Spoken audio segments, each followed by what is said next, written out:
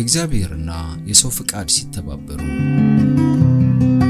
እምነትን ተናገር፣ በእግዚአብሔር ወገን ባለው ሰልፍ ላይ ሁን። እግርህን በጠላት ወገን አታቁም። እግዚአብሔር ረዳትህ ይሆናል። አንተ ለራስህ ማድረግ የምትችለውን እርሱ ያደርግልሃል። ውጤቱም አንተ እንደ ሊባኖስ ግራር ትሆናለህ። ሕይወትህ የከበረ ይሆናል። ሥራህ በእግዚአብሔር ይሰራልሃል። በአንተ ውስጥ በእግዚአብሔር እጅ እንደተወለወለ ዕቃ የሚያደርግ ኃይል፣ ትጋትና የዋህነት ይኖራል። በእግዚአብሔር ውስጥ ያለውን ደስታና ፍስሐ ምስጢር ማስተዋል እንድትችል በየዕለቱ ከእውነት ምንጭ መጠጣት አለብህ። ነገር ግን ፍቃድህ የተግባርህ ሁሉ ምንጭ መሆኑን ማስታወስ አለብህ።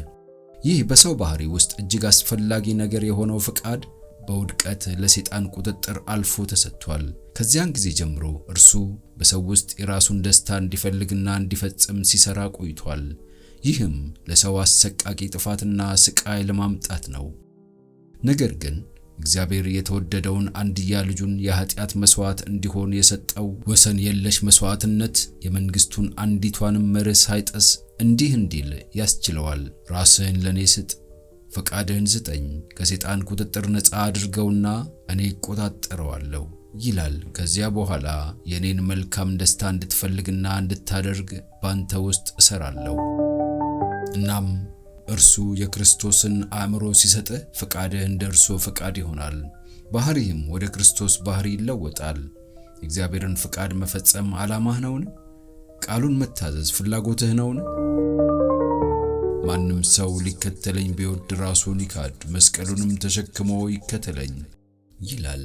ዝንባሌያችሁን ማጉላት ካልተዋችሁና እግዚአብሔርን ለመከተል ካልወሰናችሁ በስተቀር ክርስቶስን መከተል የሚባል ነገር ሊኖር አይችልም። የእግዚአብሔር ልጅ የሚያደርጉህ ስሜቶችህና ውስጣዊ ፍላጎቶችህ ሳይሆኑ የእግዚአብሔርን ፍቃድ ማድረግህ ነው።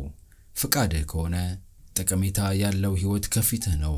ያኔ የመልካም ሥራዎች ምሳሌ በመሆን እግዚአብሔር በሰጠህ ሙሉ ሰውነት ትቆማለህ። ቀጥሎም ራስን የማሰልጠን ደንቦችና ከመጣስ ይልቅ ለመጠበቅ ትረዳለህ። ከዚያ በኋላ ሥርዓትን ከመናቅና በድርጊት ሥርዓተ አልበኝነት ከማነሳሳት ይልቅ እንዲጠበቅ ትረዳለህ። ፍቃድህ በእግዚአብሔር ወገን ቢሆን ኖሮ ምን እንደምትሆን እንደማውቅ በእግዚአብሔር ፍርሃት እነግርሃለሁ። እኛ ከክርስቶስ ጋር ሠራተኞች ነን። ሥራህ የፍርድ ፈተናን ማለፍ እንደሚችል አድርገህ ለአሁንና ለዘላለም እየሠራህ ሊሆን ይችላል። ትሞክራለህን? ወደ ኋላ ትዞራለህን? አንተ የክርስቶስ ፍቅርና ምልጃ ዓላማ ነህ። ራስን ለእግዚአብሔር አሳልፈህ በመስጠት የእርሱን ፍላጎት ለመጠበቅ እንደ ዓላማ የተቀመጡትን ከማሳዘንና ተስፋ ከመቁረጥ ይልቅ ትረዳቸዋለህን? የተለየ ጥረት አስፈላጊ ነው። ማንኛውም ዕቃ እንዳይሰበር ግን ማዕበሉንና ወጀቡን በመቋቋም መጨረሻ በሰላማዊ የጸጥታ ስፍራ መልሕቁን እንዲጥል በትጋትና በጸሎት መጠቀም የምትችል ከሆነ እግዚአብሔር መንገዶችህን አዘጋጅቷል። ነገር ግን እነዚህን መንገዶችና ዕድሎች የማንጠቀም ከሆነ እግዚአብሔር ማናችንንም ለማዳን ተአምር አይሰራም። በመሆኑም ይጎዳና ሰይጣን እንደጠፋ እኛም እንጠፋለን። እነዚያን ክፉን የሚንከባከቡትንና ኃጢአትን የሚለማመዱትን ደካማ ነፍሳት ለማዳን እግዚአብሔር ተአምር ይሰራል ብለህ አታስብ።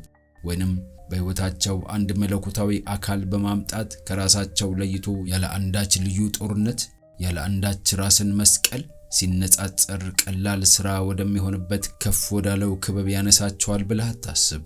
ምክንያቱም ይህ እንዲደረግላቸው በማለት በሰይጣን መንገድ የሚቆዩ ከክፉ አድራጊዎች ጋር ይጠፋሉ። ፈውስ በሌለው ሁኔታ በድንገት ይጠፋሉ።